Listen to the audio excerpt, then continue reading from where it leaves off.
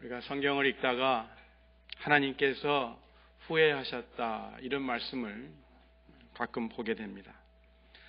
그 말씀을 보게 되는 상황을 보면은 인간들의 죄악 때문에 사람들을 향한 하나님의 뜻이 깨어지면 하나님이 후회하셨더라 이렇게 기록이 되어 있습니다. 죄로 가득 찬 세상을 홍수로 깨끗이 정리하시기 전에 하나님께서 사람을 지으셨음을 후회하셨더라 그렇게 기록이 되어 있습니다. 또 하나님께서 사울에게 기름 부어 이스라엘의 초대 왕으로 세우셨는데 그가 하나님의 말씀에 불순종하자 하나님께서 사울로 왕 삼으신 것을 후회하셨더라 이렇게 성경은 기록되고 있습니다. 그러니까 우리도 마찬가지죠. 하나님께서 우리 각자 개인을 향한 선하신 뜻이 있어요. 또 가정을 향해서 사회와 국가를 향해서 또 교회를 향한 하나님의 선하신 뜻이 있습니다. 그런데 우리들의 죄악됨으로 인해서 우리가 죄악을 행함으로 인해서 그 하나님의 우리를 향하신 또 교회를 향하고 가정을 향하신 선하신 뜻이 산산조각이 나면 하나님이 어떻게 하실까요? 후회하신. 하나님께 후회하는 마음을 드리면 될까요? 안 될까요? 안 되죠.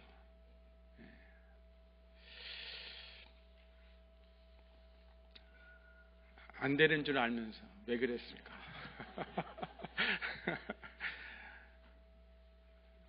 성경을 보면서요. 왜 하나님이 후회하셨는가? 언제 후회하셨는가? 그렇다면 이 후회하신 사건이 나에게 주시는 경고는 무엇인가? 우리가 깨달아야 됩니다. 자, 사울 왕이 불순종함으로 하나님이 후회하셨다 그랬는데 그 사울 왕의 불순종으로 말미암아 하나님만 후회하신 것이 아니라 사울에게 기름 부었던 사무엘도 기가 막혔어요. 하나님께서 사울을 왕 삼으신 것을 후회한다는 말씀을 듣고 사무엘도 근심하며 밤새도록 하나님께 부르짖었다고 사무엘상 15장에 기록이 되어 있습니다. 자, 사울 왕이 과연 하나님의 무슨 말씀을 불순종했는가? 옛날 이스라엘 사람들이 애굽에서 나와 그 광야 길을 지날 적에 아말렉 사람들이 이 이스라엘을 대적합니다. 맨 처음 대적했던 사람들이 이 아말렉 사람들이에요. 그런데 하나님께서 그때 그 일을 잊지 아니하시고 사울 왕에게 말씀하시는데 그 아말렉을 치라는 겁니다. 아말렉을 쳐서 그들의 모든 소유를 남기지 말고 진멸하되 남자와 여자와 그 다음에 소와 어린아이와 젖먹는 아이와 소와 양, 약대와 나귀를 다 죽이라고 하십니다. 혹자는 이 말씀을 읽으면서 야, 하나님이 해도 너무하다. 어떻게 어린아이까지 다 젖먹이까지 다 죽이라고 하시는가? 그 사람은요, 옛날 아말렉 사람들이 하나님의 백성 이스라엘에게 무슨 짓을 했는지 몰라서 하는 소리예요. 그러니까 하나님은 하나님의 백성을 건드리는 자들 가만히 놔두지 않으시는 것 같아요. 시간이 지나도 잊지 아니하시고 꼭 그 못된 것을 갚아주시는 하나님이세요. 자, 그런데 이 사울 왕이 그 아말렉의 아각 왕과 또 양과 소의 가장 기름진 것과 어린 양과 모든 좋은 것은 남겨놓고 가치 없고 보잘것 없는 것들은 다 진멸했습니다. 사울이 순종한 거예요? 안 한 거예요? 했어요? 안 했어요? 네, 사울이 순종하기는 했어요. 순종하기는 했는데 온전한 순종이 아니었더라 이 말씀이에요. 온전한 순종. 하나님 앞에서는 99.99%의 순종은 순종이 아닙니다. 0.01% 때문에 99.99 한 거에 다 헛것이 되는 거예요. 우리가 사무엘상 15장 11절을 한번 보겠습니다. 사울 왕이 하나님의 말씀을 따라서 아말렉을 치고 못된 가치 없는 것들을 진멸을 했는데요. 11절에 보면은 사무엘상 15장 11절을 봅니다.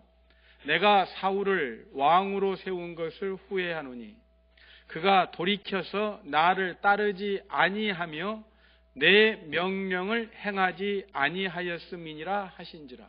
자, 99.99% 순종했어요. 그런데 하나님께서는 뭐라 그래요? 순종했다 그래요? 순종 안 했다 그래요? 네, 나를 따르지 아니하며 내 명령을 행하지 아니하였다. 이게 하나님의 말씀입니다. 그러니까 거의 순종한 건 순종한 거예요, 안 한 거예요?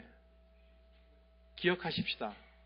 하나님 앞에서 순종함은 몇 퍼센트 순종?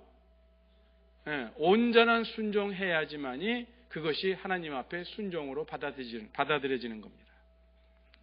그래서 이러한 사울의 마음의 태도와 행동을 보고서 온전히 순종하지 아니하는 사울의 마음의 태도와 행동을 보고 하나님이 속이 상하셨어요.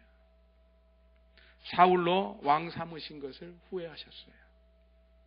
그런데 아각 왕을 죽이지 아니하고 아말렉을 또 진멸하지 아니한 것이 왜 그렇게 중요한 일이었는가?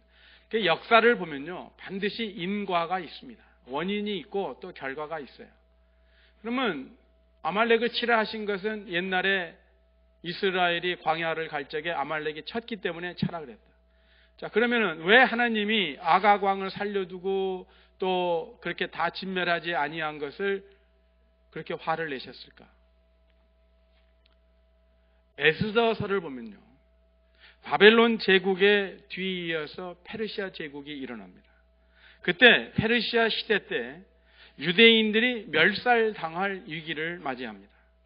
페르시아 제국의 두 번째 실력자인 하만이라는 사람이 자기에게 허리를 굽히지 아니하는 모르드게 때문에 심사가 불편했습니다. 그런데 알고 보니까 이 모르드게가 유대인이라는 겁니다. 그래서 이 하만이 결심하기를 모르드게만이 아니라 페르시아 제국 내에 있는 모든 유대인들을 다 없애버리려고 황제의 허락을 받고 그 날짜까지 받아놨습니다. 그러니까 유대인들의 씨를 말리려고 하는 작업이요, 어제 오늘 일이 아니에요. 그 옛날에도 있었어요. 그런데 우리가 잘 알듯이 그 당시에 왕후인 에스더의 용기와 믿음으로 인해서 유대인들은 살아남고 오히려 하만과 그 일당이 몰살됩니다. 그런데 그때 그 하만이 누구인가 하면 바로 아말렉 사람이에요. 만약에 사울 왕이 아말렉 사람들을 진멸하였더라면, 하나님의 말씀에 순종해서 진멸하였더라면 나중에 그의 후손들이 어려움을 겪지 않아도 될 일이 사울 왕의 불순종 때문에 화근을 남겨놓은 꼴이 된 거예요. 수백 년이 지난 후 하나님은 에스더와 모르드게를 통해서 하나님의 뜻을 이루십니다. 그러니까 하나님은 전능하신 하나님이세요. 그분의 뜻을 반드시 이루시고야 말아요. 그러므로 우리가 순종할 때요, 순종할 때 어떻게 순종한다? 온전히 순종해야 돼요. 100%. 그렇지 않으면은 그 결과를 후에 반드시 보게 됩니다. 내 때 보지 않으면 내 후대 때 보게 된다는 것이죠. 오랫동안 슬픔 가운데 있는 사무엘에게 하나님이 말씀하십니다. 내가 이미 사울을 버려 이스라엘 왕이 되지 못하게 하였거늘 너가 그를 위하여 언제까지 슬퍼하겠느냐? 너는 뿔에 기름을 채워가지고 가라. 내가 너를 베들레헴 사람 이새에게로 보내리니 이는 내가 그 아들 중에서 한 왕을 보았느니라. 그러니까 하나님께서 이제 사울을 버리셨고 그 다음에 누가 이스라엘의 왕이 될까? 이스라엘 전역을 훑어보니까 딱 한 사람 발견하신 거예요. 하나님께서 이제 다시 시작하려고 하십니다. 사무엘에게 새로운 임무를 맡기시는 거예요. 사울 왕에 대해서는 이제 더 이상 미련 두지 말고 새로운 왕을 하나님께서 보아놓았으니까 베들레헴으로 가라는 것이죠. 베들레헴 사람 이세의 아들 중에 하나님이 보아둔 왕이 있는데 이 이세는 어떤 사람인가? 이스라엘 백성이 요단강을 건너 가나안 땅에 들어가서 첫 번째 맞이한 성이 여리고성입니다. 근데 그 여리고성에서 이스라엘 백성을 환영한 사람이 한 사람 있었으니 그 사람의 이름이 기생 라합입니다. 근데 그 기생 라합이 아들을 낳았는데 나중에 그 아들이 보아스입니다. 그래서 그 보아스와 그 다음에 나오미의 며느리였던 모압 여인 룻 사이에서 아들이 태어나는데 그 아들이 오벳이고요. 그리고 그 오벳이 아들을 낳았는데 그 아들이 이세가 됩니다. 이제 그 이세의 아들들 중에 왕이 될 사람이 있으니까 기름을 뿔에 채워가지고 베들레헴으로 가라 하시는 거예요. 근데 가라는 하나님의 말씀을 듣고 사무엘이 힘없는 목소리로 묻습니다.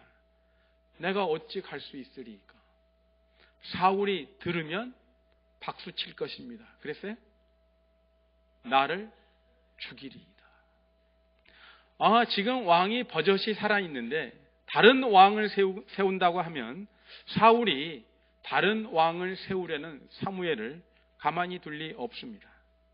예나 지금이나 권력을 잡은 자는 어찌하든지 잡고 있는 권력 유지에 방해가 되는 장애물은 없애려고 하는 것이 상식이에요. 보통 그렇게들 합니다. 사무엘이 마음 약한 소리를 하나님께 하지요. 내가 어찌 갈 수 있으리까?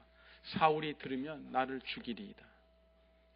근데요, 이 사무엘이 전에 15장에 보면은 그 불순종했던 사울 왕을 앞에 놓고서는 아주 불같이 책망을 합니다. 뭐라 그래요? 여호와께서 번제와 다른 제사를 그의 목소리를 청종하는 것을 좋아하심같이 좋아하시겠나이까? 순종이 제사보다 낫고 듣는 것이 수양의 기름보다 나으니 이는 거역하는 것은 점치는 죄와 같고 완고한 것은 사신 우상을 섬기는 우상에게 절하는 죄와 같음이라. 왕이 여호와의 말씀을 버렸으므로 여호와께서도 왕을 버려 왕이 되지 못하게 하셨나이다. 이거 결코 부드럽게 얘기할 수 있는 내용의 것이 아니에요. 아마 사무엘이 여기까지 분노가 치밀어서 어떻게 하나님의 기대를 그렇게 저버릴 수 있습니까? 아마 불같은 마음으로 책망을 했겠죠. 그런데 지금 가라는 하나님의 말씀 앞에서 사무엘은 연약한 모습을 보입니다. 그런데 우리가 한 가지 알 것은 사람의 마음이 슬퍼지면요, 따라서 사람의 영이 슬퍼져요. 그래서 영이 연약해지면 마음도 약해지고, 그리고 마음이 약해지면 두려운 마음이 생기는 건 당연한 것입니다. 사무엘이 오랫동안 슬픔 가운데 있다 보니 그의 심령이 약해졌습니다. 근데 사무엘만 그런 거 아니죠. 우리도 예외는 아닙니다. 그러므로 우리가 슬픈 일이 있을 때 위로의 하나님을 믿고 또 죽었다가 부활하신 예수 그리스도를 바라봄으로 세상의 슬픔에서 빨리 벗어날 줄 알아야 됩니다. 슬픔 가운데 오래 있다 보면 우리 안에 거하시는 성령께서 활발히 역사하실 수가 없습니다. 그러므로 하나님께서 활발하게 역사하시기를 원한다면 슬픔에서 빨리 벗어나야 돼요. 그러려면 어떻게 한다? 하나님을 의지하고 부활하신 예수 그리스도를 바라보라는 것이죠. 약해진 사무엘에게 하나님께서 요령을 가르쳐 주세요. 너는 암송아지를 끌고 가서 말하기를 내가 여호와께 제사를 드리러 왔다 하고 이새를 제사에 청하라 그랬어요. 자, 여기 보니까 암송아지를 가지고 가라 그랬어요. 그러면은 베들레헴에 가서 사무엘이 드릴 제사가 어떤 제사입니까? 우리가 레위기를 통해서 배웠는데 번제입니까? 화목제입니까? 속건제입니까? 속죄제입니까? 암송아지를 드리는 제사는 무슨 제사예요? 화목제입니다. 화목제. 화목제는 펠로우십 피스트다. 펠로우십. 같이 모여서 그 고기를 먹으면서 즐겁게 시간을 보내는 것이 화목제. 그래서 그 화목제 제사를 드리라는 것이죠. 그러면서 내가 너에게 행할 일을 가르치리니 내가 너에게 알게 하는 자에게 나를 위하여 기름을 부을지니라. 사무엘은 하나님의 말씀에 순종해서 암송아지를 끌고 베들레헴에 갑니다. 자, 사울의 불순종과 사무엘의 순종이 대비가 되죠. 그리고 이새와 그의 아들들도 성결케 하고 하나님께 드리는 제사에 초청합니다. 청함을 받은 이새의 아들들이 사무엘 앞에 이르렀는데 그때 사무엘의 눈에 이새의 첫 아들인 장남인 엘리압이 눈에 들어왔습니다. 그를 본 순간 사무엘이 마음에 생각하기를 여호와의 기름 부으실 자가 과연 주님 앞에 있도다. 얼마나 신났겠어요. 아, 정말 하나님 보는 눈이 역시 다르구나. 엘리압은 외모가 뛰어났습니다. 사울 왕도 큰 키였지만 엘리압도 그에 못지않게 키가 컸습니다. 누가 보아도 이스라엘을 인도할 만한 그러한 외모를 갖추었어요. 이런 사람이 왕이 되지 않으면 누가 될 수 있다는 말인가 할 정도로 엘리압은 왕감이었어요. 그런데 이러한 사무엘의 마음을 읽으셨는지 하나님께서 사무엘에게 말씀하세요. 그 용모와 키를 보지 말라. 사무엘이 뭘 보고 왕감이라 생각했어요? 얼굴 모습과 용모와 외모와 그리고 키를 보고 이 사람이 왕감이구나. 근데 하나님은 보지 말라 그래요. 내가 이미 그를 버렸노라. 내가 보는 것은 사람과 같지 아니하니 사람은 외모를 보거니와 나 여호와는 중심을 보느니라. 마음을 보신다 이 말씀이에요. 우리가 수도 없이 많이 들었던 말씀입니다. 사람은 외모를 보거니와 나 여호와는 중심을 보느니라. 마음을 보느니라. 옆에 앉으신 분 한번 봐보세요. 마음이 보이는가 안 보이는가. 보여요 안 보여요? 오늘 제목이 보입니까? 그런데 보여요?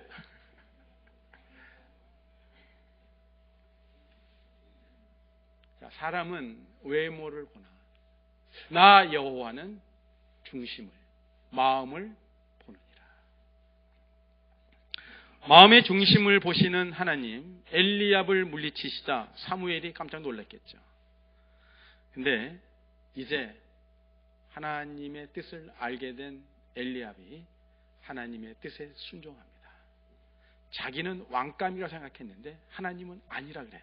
그러니까 하나님께 순종을 해요. 그러면서 너 아니다. 그 다음에 아미나답, 그 다음에 삼마, 넷째, 다섯째, 여섯째 차례차례로 왔는데 다 너. 7명이 다 지나갔어요. 근데 성경을 보면요 좀 퀘스천이 있어요. 역대상을 보면은 이세 아들이 모두 7명입니다. 그리고 딸들이 있어요. 그런데 사무엘 상에 보면은 다윗이 몇 번째 아들이에요? 8번째. 그러니까 아들이 많다 보니까요 성경을 기록한 기자가 좀 어찌됐든 역대상을 보면은 모두 7명의 다윗까지 포함해서 7명의 아들로 되어 있고요. 사무엘상을 보면은 다윗까지 해서 8명의 아들로 되어 있습니다. 하늘나라에 가면 이제 한번 확인을 해봐야 돼요. 자, 그 자리에 초청받은 아들들이 다 지나갔는데도 하나님이 아니라는 거예요. 자, 이쯤 되면 이제 사무엘도 실망도 하고 한편으로는 의아한 마음도 들지 않았겠어요? 분명히 하나님은 이세 아들 중 하나를 예비했다고 하셨는데 7명의 아들을 다 보아도 하나님은 아니라고 하시니 도대체 어찌된 일인가? 그래서 혹시나 하고 이새에게 묻습니다. 내 아들들이 다 여기 있느냐? 확인하는 거죠. 사무엘의 질문에 이새가 미적거리며 대답합니다. 아직 막내가 남았는데 그는 양을 지키나이다. 그러니까 이 아버지 된 이새의 생각에는 무슨 생각이 들었는 거예요? 막내는 사무엘 앞에 설 만한 인물이 못 된다고 판단한 거예요. 뭘 보고? 외모를 보고. 이새의 말을 듣고 사무엘이 이새에게 말합니다. 사람을 보내어 그를 데려오라. 그가 여기 오기까지는 우리가 식사 자리에 앉지 아니하겠노라. 그래서 양치고 있던 막내를 부랴부랴 데리고 들어오는데 그의 빛이 붉고 눈이 빼어나고 얼굴이 아름다웠다고 기록을 하고 있어요. 눈이 어떻다고요? 빼어나고.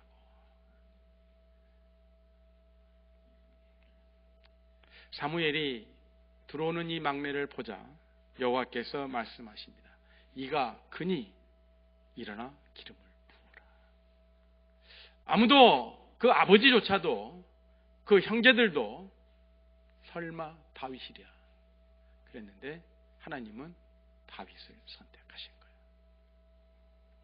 하나님의 말씀에 순종하여 사무엘이 기름불을 취해 그 형제 중에서 막내에게 부었습니다. 이 막내의 이름이 뭐예요? 네, 다윗입니다. 그래서 이름도 안 나타나요. 이름도 맨 마지막에 가서야 나타납니다. 마치 오늘날 하나님이 택하신 하나님의 자녀들에게 그 증거로, 인쳤다는 증거로 성령께서 함께 계시듯이 다윗이 하나님이 택하신 이스라엘의 왕이라는 증거로 이날 이후로 여호와의 신에게 다윗이 크게 감동되었다고 성경은 기록합니다. 이새의 막내 다윗에게 기름을 부은 사무엘은 이제 베들레헴을 떠나서 라마로 돌아갑니다. 하나님의 새 역사가 시작되는 순간입니다. 그런데 한 가지 질문이 있어요. 하나님께서 사무엘을 베들레헴으로 보내는데 그 목적이 뭐예요? 이스라엘의 왕이 될 사람에게 기름 붓기 위함입니다. 그런데 사람들에게는 뭐라고 말하라고 가르쳐 주세요. 내가 여호와께 제사를 드리러 왔다. 이렇게 말합니다. 그러면 하나님께서 왜 이렇게 말하라고 하실까요? 하나님께서 베들레헴 백성들을 속이시는 것일까요? 하나님이 정직하지 못하시나요? 아니죠. 하나님이 정직하시지 않을 리가 없죠. 왜 그렇게 하라고 말씀하셨을까? 우리는 사무엘에게 들려주신 하나님의 말씀을 다시 보면 힌트를 얻을 수가 있어요. 사람은 뭘 본다고요? 외모를 본다 그랬어요.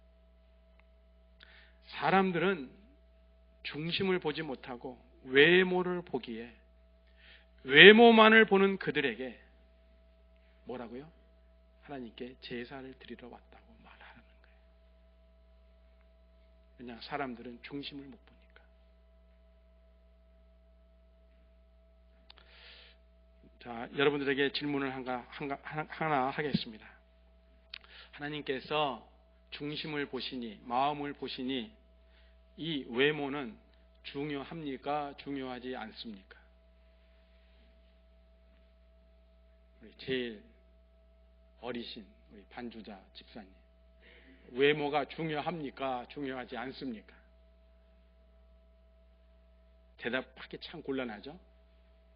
말씀을 보니까 중요하지 않다고 대답해야 될 것 같은데 목사님이 또 묻는 걸 보니까 그런 것 같지도 않고 네. 우리가 기억하십시다. 외모도요 하나님의 선물입니다. 왜 아멘 안 하세요? 외모에 자신이 없으세요? 자, 외모도 하나님의 선물이에요. 각 사람에게 다 맞춤 외모를 주셨어요. 근데 요즘에요, 전부 다 그냥 표준 외모로 지금 다 바뀌고 있는 중이에요. 아니에요. 하나님은 우리에게 다 맞춤 외모를 주셨어요. 그러니까 절대로 외모 가지고 콤플렉스 갖지 마세요. 나는 누구의 작품이다? 다 같이 나는 하나님의 작품이다. 어깨 쫙 펴고 얘기하세요. 허리 딱 펴고 얘기하세요. 나는 하나님의 작품이다. 글쎄요, 외모도 하나님의 선물이라는 거 기억하세요. 그래서 외모에도 좀 신경을 쓰시기 바랍니다. 근데 문제는 뭐냐? 사람들이 외모에만 신경 쓴다는 거예요. 이 마음에는 신경 쓰지 아니하고 외모에만 신경을 쓰는 거예요. 여러분들이 오늘 아침에 교회 오실 적에 다 거울 보셨죠? 거울 안 보고 오신 용감하신 분 계세요? 다 거울 보셨을 거예요. 근데 거울 보시면서 외모를 다듬었는데 그 외모를 다듬은 시간만큼 마음을 점검하고 오신 분 계세요? 보세요. 어때요? 우리는 외모도 신경 쓰고 마음도 신경 써요. 아니면 외모에만 신경 써요. 어떤 쪽이에요? 네, 다 신경 쓰세요. 네, 문제는 뭐냐면요. 사람들이 외모만 본다는 거예요. 외모에만 신경 쓴다는 거예요. 대부분 우리는 겉모습만을 보고 상대방을 판단해요. 아, 이 사람 좋은 사람. 아, 이 사람 나쁜 사람. 안 좋은 사람. 그러다가 나중에 시간이 지난 후에 어때요? 후회하는 거예요. 뭐냐면은 외모만 보고 가짜 진주를 진짜 진주로 알고요. 또 진짜 진주를 가짜 진주라고 생각하는 거예요. 그러니까 나중에 진실이 판명이 되면 어떻게 돼요? 문제가 생기는 것이죠. 이새도 다윗을 빠뜨려 놓았고요. 사무엘도 실수를 저질 뻔했잖아요. 하나님이 아니었더라면 사무엘은 또 남은 생애를 후회와 슬픔 가운데 지낼 뻔했습니다. 그래서 성경은 성도들이 절대로 사람의 외모만 보고 판단하지 말라고 곳곳에서 가르칩니다. 그런데 우리는 외모만 보다가 잘못을 저지를 때가 많아요. 그런데 또 반대로요. 참 마음이 보이는데도 그것을 알아보지 못해서 상대방의 마음도 아프게 하고 후에 내 마음도 두고 아픔을 경험하는 경우도 있습니다. 우리가 다른 사람의 참 마음을 볼 수만 있다면 외모만을 봄으로 생기는 잘못과 비극을 피할 수 있지 않겠어요? 1차 세계대전이 한참 치열할 때 독일군 병사가 참호 속으로 뛰어들었습니다. 뛰어들고서 정신을 차리고 주위를 둘러보니까 바로 자기 옆에 영국군 병사가 있는 거예요. 그래서 그 영국 군복을 보는 순간 이 독일군이 단검을 손에 쥐었습니다. 이제 살기 위해서 육박전을 벌릴 참이었죠. 그런데 보니까 이 영국 병사는 이미 치명상을 입은 부상병이었습니다. 요 위 있는 부분이 다 터져가지고 이 속이 다 환히 보이는 거예요. 그런데 이 영국군이요, 힘을 다해서 자기 군복에서 무언가를 끄집어내려고 합니다. 영국 병사가 자신을 해칠 능력이 없음을 깨달은 독일 병사가 영국 병사를 도우려고 그에게 다가갔습니다. 그 영국군이 끄집어내려고 했던 그것이 창호바닥에 떨어졌는데 보니까 그것은 닳고 다른 한 장의 사진이었습니다. 그 사진에는 두 아이와 젊은 여인 그리고 나이 들은 2명의 노인이 담겨져 있었습니다. 독일 병사는 본능적으로 그것이 영국 병사의 가족 사진이라는 것을 알게 됐어요. 독일군은 떨어진 사진을 얼른 주워서 영국군이 잘 볼 수 있도록 해주었습니다. 그리고 자기 물통을 열어서 영국군의 입술을 죽여주었습니다. 그러자 그 영국군은 아무 말도 못하고 고마움의 표시로 손을 뻗어서 독일군의 손을 굳게 붙잡고 그리고 마지막 숨을 거두었습니다. 한 손에는 숨을 거둔 영국 병사의 가족 사진을 들고 다른 한 손은 영국군의 그 손을 붙잡은 채 이 독일 병사는 참호 속에서 한참 생각에 잠겼습니다. 그들은 보기에는 서로 적이었습니다. 자신이 살기 위해서는 상대방을 죽여야 합니다. 그런데 막상 가까이 다가가서 보니, 적에게 가까이 다가가 보니 그는 자신과 닮은 점이 너무나 많이 있었습니다. 이 독일 병사에게도 아내가 있고 아이들이 있으며 또 부모님이 계십니다. 자신도 목마름의 경험이 있었으며 말할 수 없는 육신의 고통을 겪은 적도 있었고 때로는 감사의 표현을 할 줄도 아는 독일군이었습니다.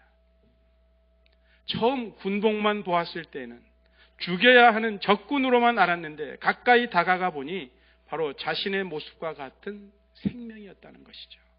그때 독일 병사는 보이는 것에만, 외모만 보고 판단하는 것이 얼마나 큰 비극을 가져오는지 깨달았다는 것이죠. 그렇습니다. 우리가 외모만 볼 때 내가 나중에 낭패를 당하는 경우도 있지만 또 한편으로는 서로 죽이는 비극에 빠질 수도 있습니다. 그러므로 이러한 잘못과 비극을 피하기 위해서는 우리가 외모만 볼 것이 아니라 마음, 그 중심을 바로 볼 줄 알아야 되죠.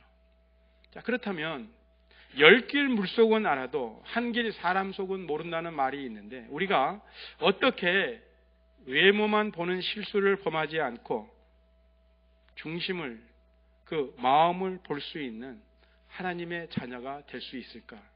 이게 이제 궁금하잖아요. 우리가 외모만 보는 실수를 범하지 않고 마음의 중심, 마음을 보고 중심을 보는 그러한 삶을 살고자 한다면 첫 번째로 우리가 하나님이 뭘 보신다 그랬어요? 외모를 보신다 그랬어요? 마음의 중심 보신다 그랬어요? 마음을 보신다 그랬잖아요. 그렇기 때문에 먼저 우리가 해야 될 일은 뭐냐? 내 마음의 중심이, 내 마음이 온전히 주 예수 그리스도께로 향해야 됩니다.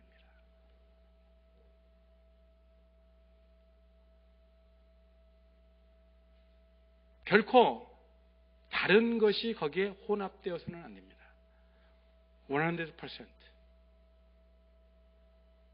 오직 내 마음이 온전히 주 예수 그리스도께로만 향해야 된다는 것이죠. 그래서 나의 모든 것의 기준이 누가 된다고요? 예수 그리스도가 되십니다. 하나님의 마음이 내 마음이 되고 예수 그리스도의 마음이 내 마음이 되는 거예요. 하나님의 마음이 어떤 마음이에요? 에베소서 5장에 보니까 용서하는 마음이에요. 하나님은 용서하시는 하나님. 그래서 내 마음이 용서하는 마음. 또 그리스도의 마음이 어떤 마음이에요? 온유하고 겸손한 마음. 어떤 마음이 겸손한 마음이에요? 나는 못해요. 이게 겸손한 마음이에요? 아니에요. 성경에서 말하는 겸손한 마음은요, 하나님, 저는 할 수 없습니다. 그러나 하나님은 하실 수 있습니다. 그래서 제가 주님만 의지합니다. 하나님께 의지합니다. 요게 겸손이에요. 온전히 하나님께 의지하는 상태가 겸손한 상태입니다. 그래서 예수님은요, 이 땅에 사시면서 모든 일에 아버지께 다 의탁하는 삶을 살았던 거예요. 그래서 겸손하신 분이에요.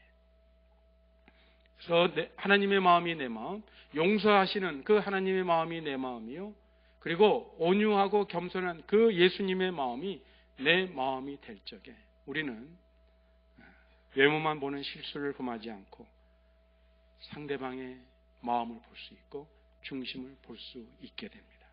두 번째로는요, 내 속에 상대방을 비판하는 마음이 있으면 상대방의 속마음을 절대로 제대로 볼 수가 없습니다. 비판이라는 장벽이 내 눈을 가리워버리기 때문에 그래요. 그래서 예수님도 뭐라 그랬어요? 남을 판단하지 말라, 남을 비판하지 말라.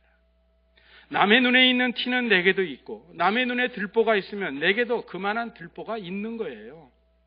그러므로 하나님의 자녀들은 남을 판단하거나 비판하지 않습니다.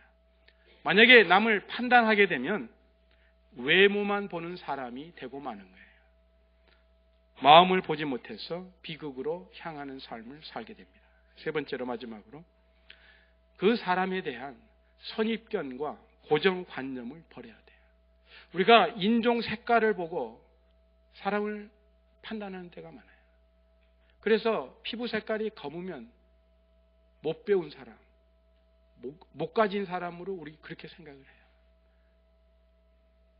그러다가 낭패를 당한 적이 얼마나 많아요.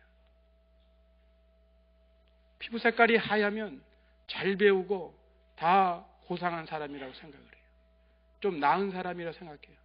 그런데 그랬다가 손해본 적이 얼마나 많아요. 우리가 사람에 대한 선입견과 고정관념을 버려야 되는데 이 선입견과 고정관념에 사로잡혀 있으면 내가 대하고 있는 사람의 참 모습과 그리고 그 사람의 참 마음이 보이질 않습니다. 그러면 대신에 어떻게 해야 되느냐? 아까 말씀드린 대로 그 사람을 지으신 하나님이 그 사람을 보는 시각으로 그 사람을 봐야 돼요. 그러니까 하나님의 관점에서 보라는 것이죠. 사랑이 풍성하신 하나님의 마음, 용서하시는 하나님의 마음, 온유하고 겸손하신 예수님의 마음을 품고 그 사람을 보고 그 사람을 대하라는 것이죠. 자, 그렇게 하려면 우리가 하나님의 마음, 예수님의 마음을 간구해야 됩니다. 간구해야 돼요. 매일같이 매 순간마다 우리는 하나님의 마음을, 예수 그리스도의 마음을 간구해야 돼요. 그래서 예수님의 마음을 품게 되면 사람을 외모만 보고 판단해버리는 잘못을 피할 수가 있습니다. 바로 볼 수 있습니다. 기도하시겠습니다.